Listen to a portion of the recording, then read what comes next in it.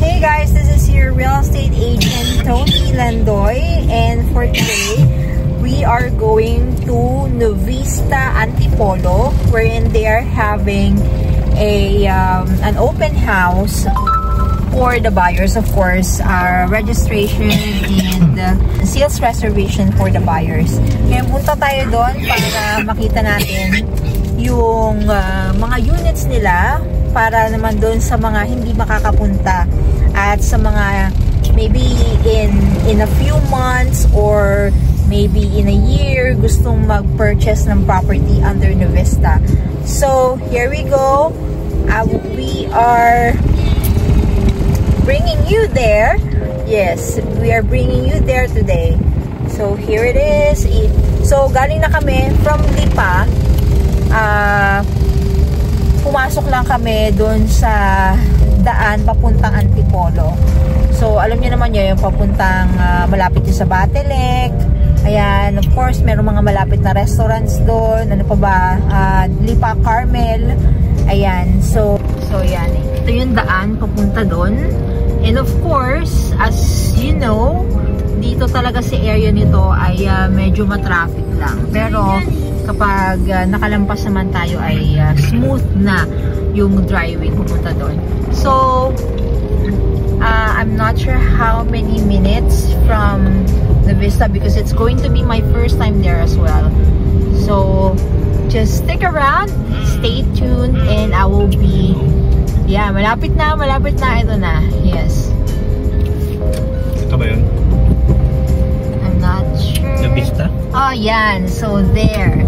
Here it is. This is Novista. We are now here in Novista Antipolo. So you can see. Ayan. So this is the gate. Sir Agent po. Thank you. So yan. Ito yung makikita. Ito yung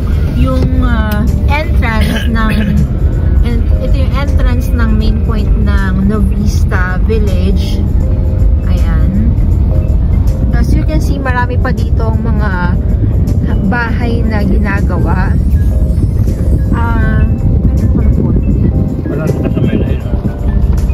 So yan. Iba-ibang model yan. May Yasmin.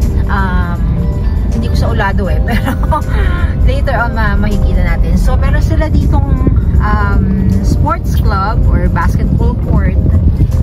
Ayan. Diretso.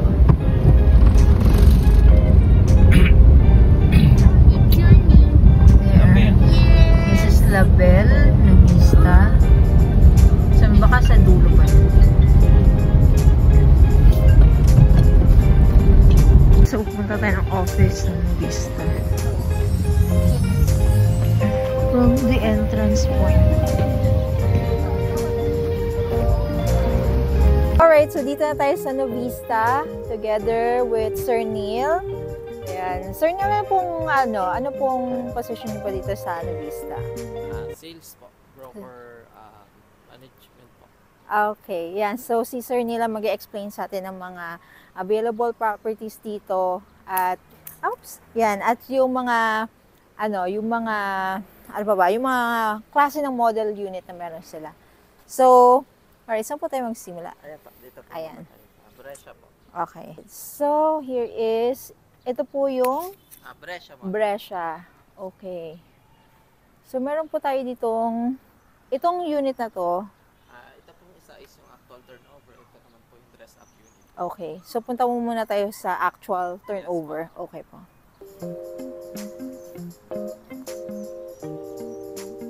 Ikutan muna natin siya ng buo para makita ng lahat. Ayan. So there, this is Brescia.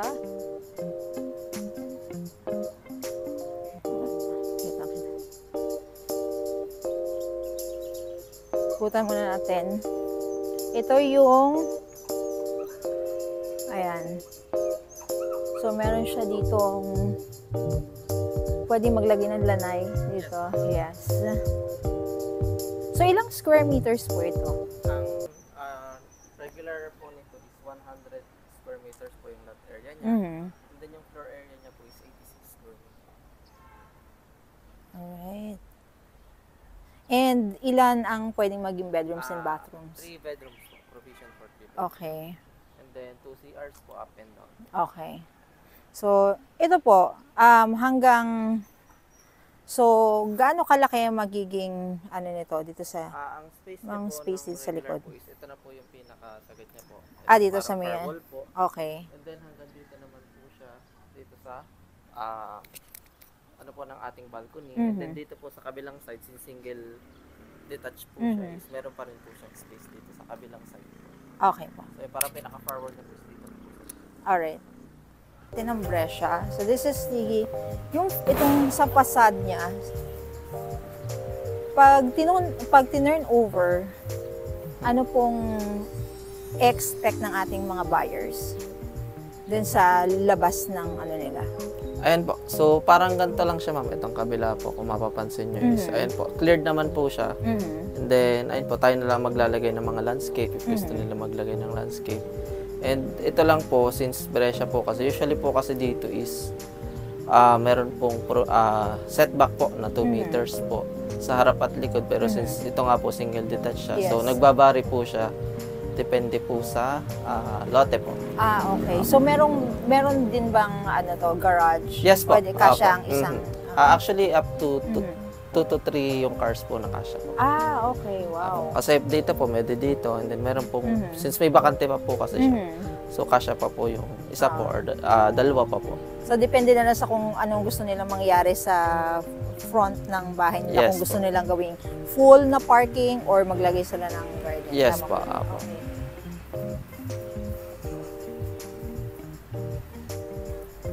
Alright. So, ito yung turnover unit. Ayan.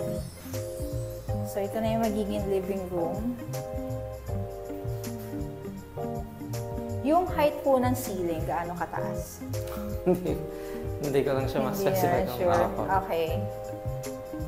Alright. Tapos ito na yung magiging dining area and kitchen as well, di ba? Yes po. Or pwede din sila maglagay po ng dirty kitchen yes sa labas. po. Pwede naman po. And then meron dito, pwede kayo maglagay ng lanay para right after kung mag-dinner or Yes. kumain, pwede sila mag-coffee, mag-tea sa labas.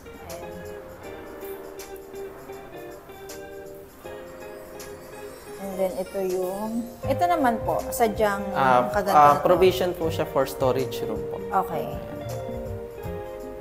And then ito na yung... Yan po, meron pa rin po siya space. Yes po. Ito po, ilan po ang setback? Ilang 2 meters po. Okay. Ayan po. 2 meters pa po siya. Alright. And then, dito, 2 meters. And then dito, 2 meters din po. Dito po, sagad na po siya, ma'am. Sagad dito. na. Ito na yun. Ito na po parang yung... pinaka-firewall po. Okay. Yes po. Okay.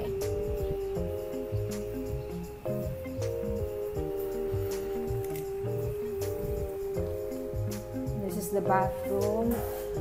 Bathroom 1. Tapos ito nga yung sa labas. Yes po. Yun. Tapos sa taas naman po.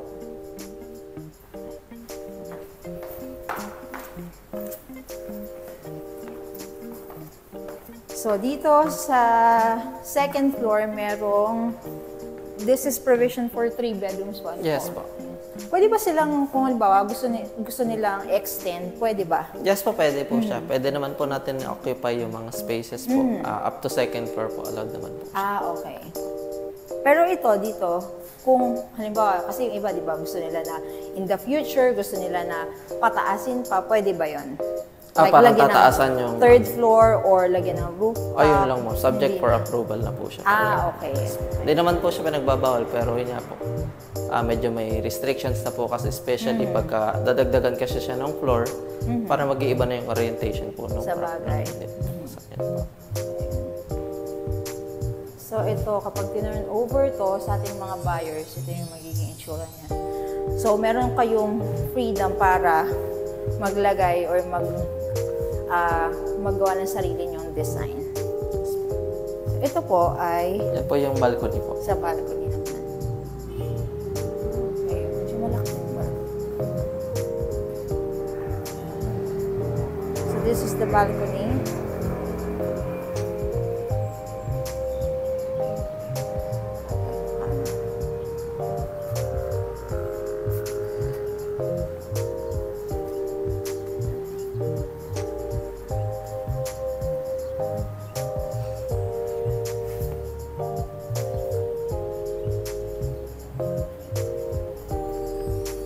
Ito naman yung CR dito sa taas. Ayan.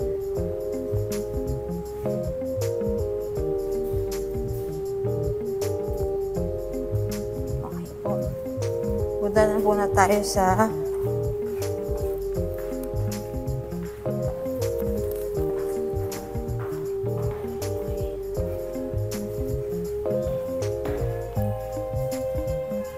dress-up unit naman po tayo. Yes po, itong kabila.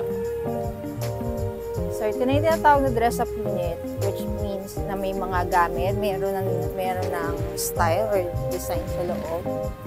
So, let's see kung ano yung magiging itsura once inayusan nyo na siya.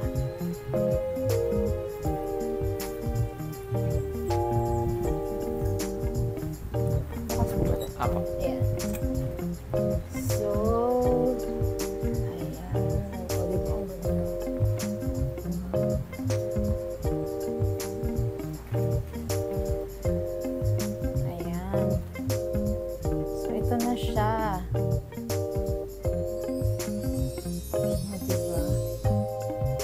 kapag talaga bahay, pag nalalagyan ng gamit na ayusan, parang feeling mo, parang mas naging spacious siya, di ba? Kasi pag titingnan nyo, kapag wala pa siyang laman, parang ang liit-liit niyang tingnan. Yes. Pero pag nalagyan na ng gamit, naayusan na siya, lumalaki na siya. Diba? Ang ganda. See? Pag naiinitan kayo, pwede nyo patumbuksan.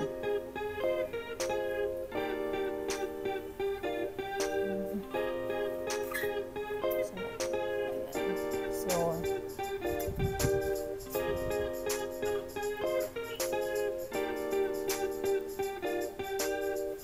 ito yan. Nilagyan nila ng ang tawag dito. Hindi mo siya maling altar. Yes. Para merong semblance ng space.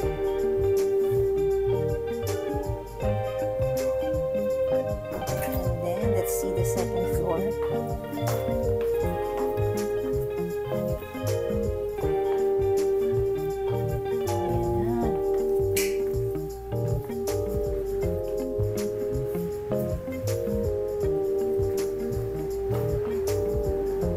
This is the first bedroom. Shala.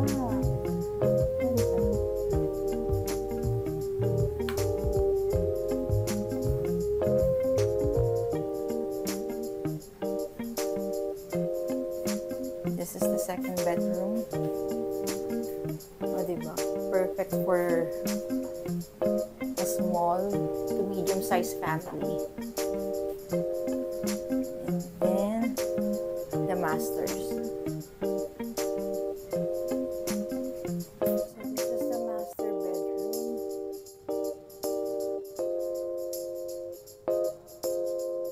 Ayan. You can put a cabinet here. And then this is the balcony. Diba?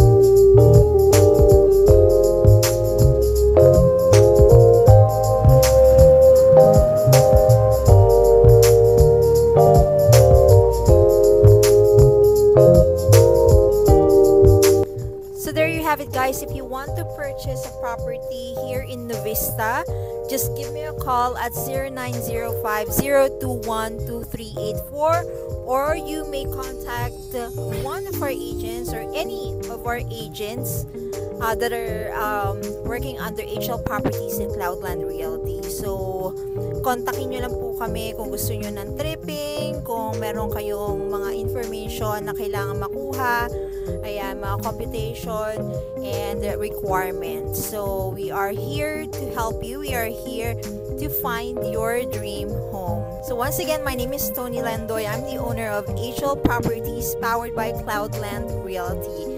Till next viewing.